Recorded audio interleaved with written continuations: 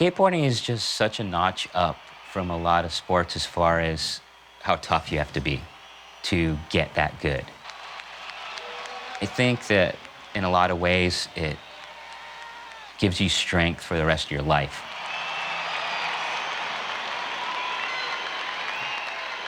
In order to achieve greatness, you have to go through a lot of pain. You definitely have setbacks. But in order to achieve that success, you have to push through. You're gonna have to battle injury.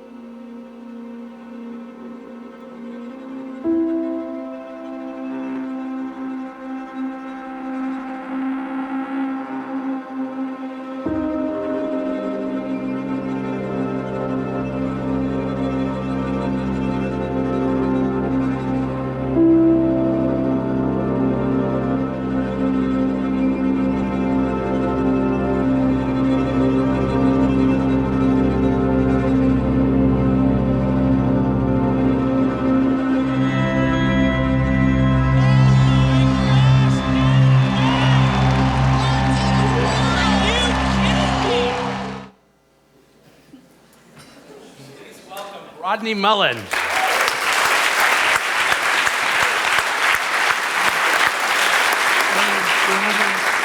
A clicker. Thank you. Thank you. Hi. I don't do that stuff. That's my friend Danny.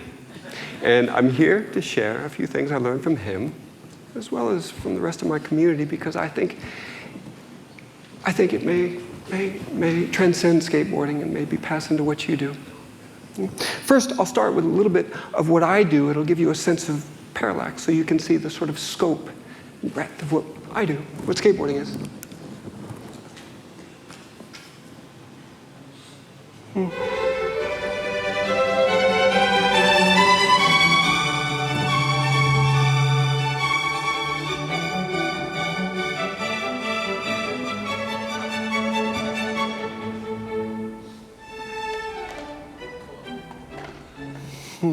Bit of a choppy presentation. I did that on purpose with the sense of, you can see the movements, the highlighted movements, the ones that identify the trick.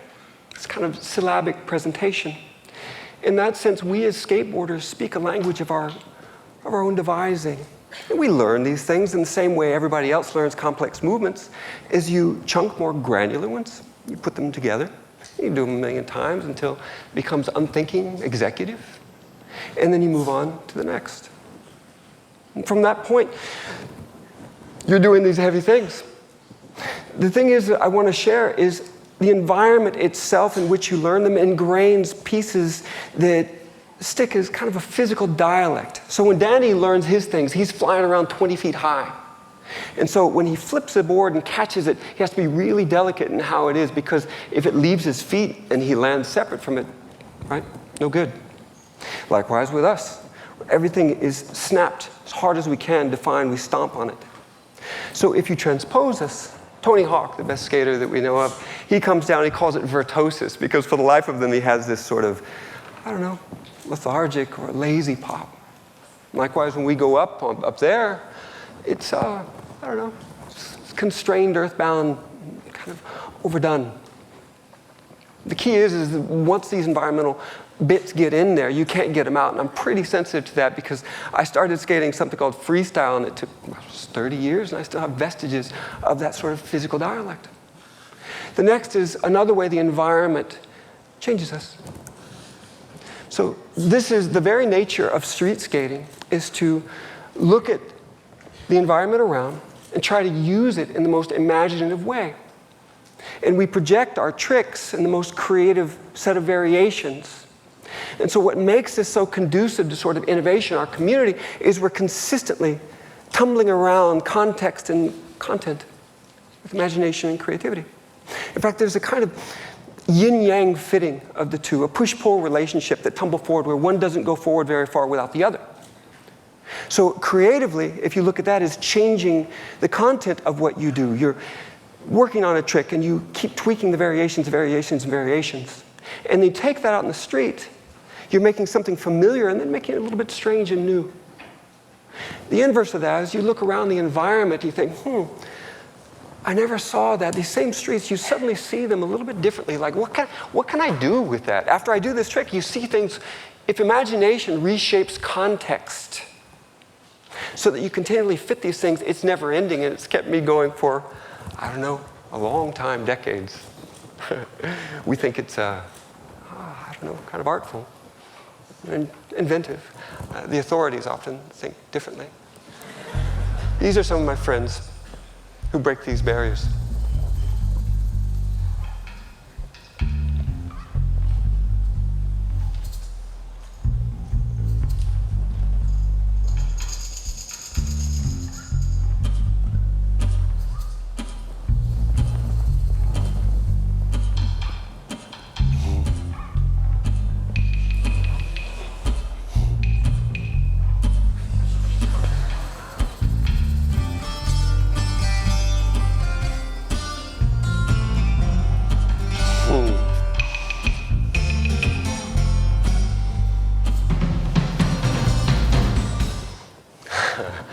These are some of the most creative and driven people I've ever known. And for each year, I grow more in this conviction that the biggest obstacle to creativity is piercing, breaking through this barrier of disbelief. A lot of people have good ideas. It's an altogether different thing to precipitate it, especially in the face of convention, what other people are doing, what other people say you cannot do. Right? One of the ways I often see this is clearly we film a lot. So we publish it on YouTube or wherever it goes out, and within weeks or sometimes days, some so-called friend will send you a link of some rotten kid in, I don't know, Transylvania who does it as good or better than you. And insult to injury is you can tell that, wait a second, he hadn't been skating that long, and I've been working my whole life, and that was redlining everything I had. And trust me on this, it's not that he learned how to do it through watching. That's not what I'm talking about. It's that he learned it could be done. And the rest come like lemming. Another way that I can express this or see it is that when you take guys who are moderately talented, you surround them with characters that uplift their sense of belief. In this case, Mitchie, this kid, he's got every gift there is when it comes to balance and quickness and courage, all that stuff. He's flying on all cylinders. And as you might imagine, these ramps are like $250,000. They're not floating around. There's just a few of them. So when you skate those things, you're skating them with these animals, right? And so this kid walks out, and he's with these, again, veterans, and they're killing it. And they inculcate this sense of normal. This is normal. So this kid drops in, and he's like, all right, does some crazy stuff, and he runs out with a big smile, and they trip out because he's done something entirely new, because he's like, is that supposed to be hard? You know? And you see this all the time. It's all about belief. It's a way in the sort of the cultural environment embeds this sense of, oh, I could be done, that Wile E. Coyote thing. I didn't study law, you know. That's what. There's another way that we also learn, and we don't know it.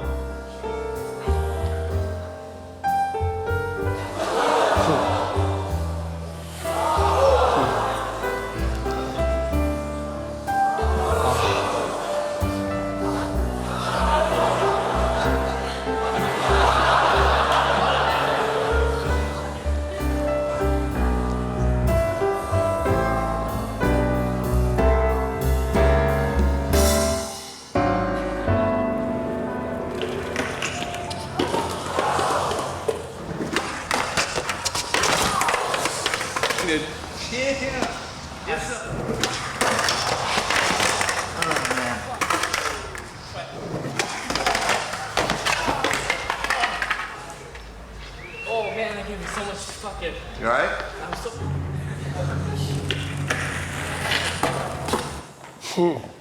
That's Carlos.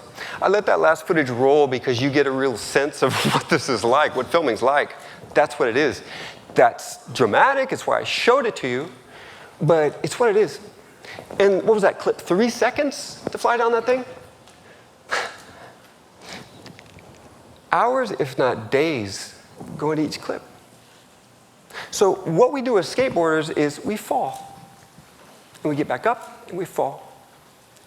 And it shapes us proportionately.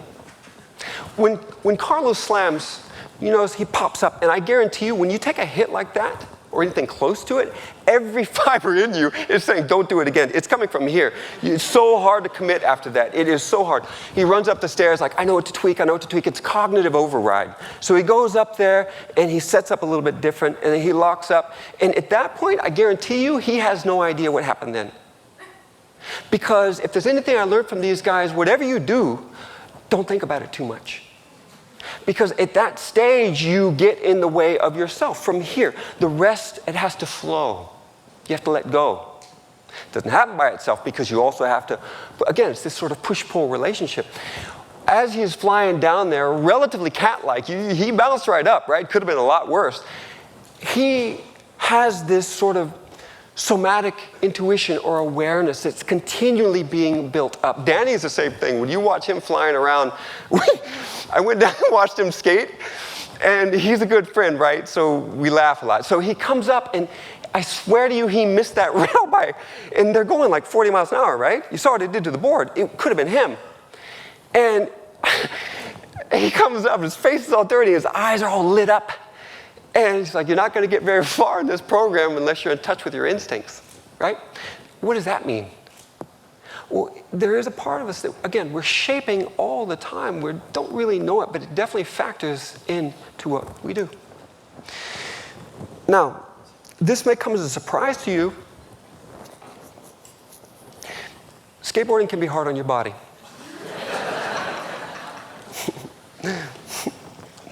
We are flesh and bone, sophisticated puppets. It's kind of a wetsuit of flesh around us. And so the more, just like in the cold, right, the more you gyrate, what happens to you? You get bound up. Likewise, we have skateboarding is gyrating. It's a very directional thing. And so our bodies take this molding. This is another way that environment, what we do shapes us, and we don't know it, and it really shapes us. In my case, over all the years, and for a lot of reasons I won't go into, I ended up with so much scar tissue that it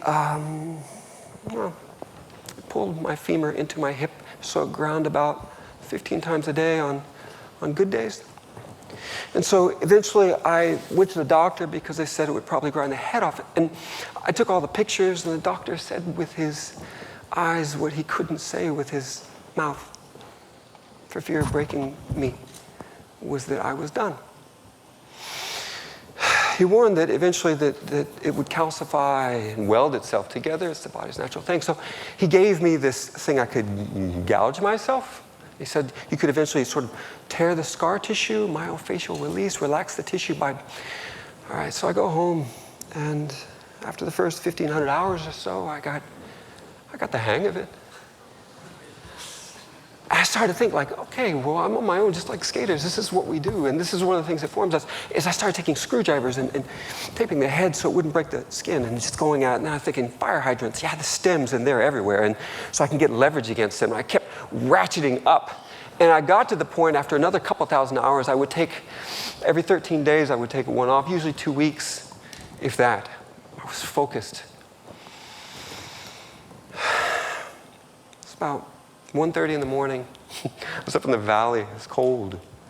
I was pulling and screaming and holding. I jammed my leg into the wheel well of my car and used my body weight and hold onto the frame until I'm pulling and pulling because that stuff, the scar tissue, it breaks like dried gum. Until finally this time I'm pulling and there's this stump. If you ever broken bones, I've broken a dozen, and fingers and toes and ribs and even collarbones, they go like pencils. This was like a tree branch. So I'm writhing on the ground, numb with that high you get when you break something. There's this heat.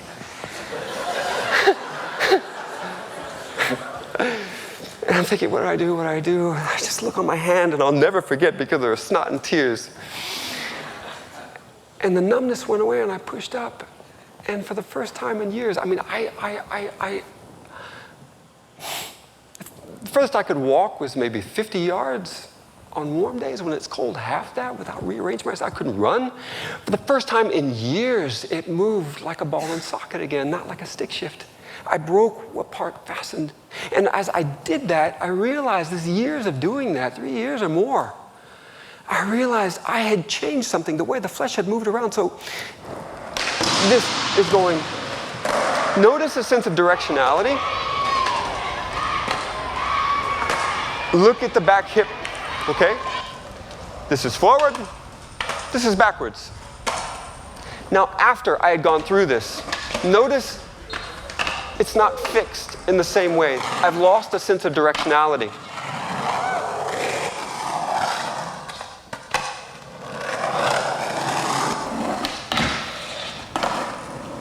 So what I do with this, it's up to me, I don't know.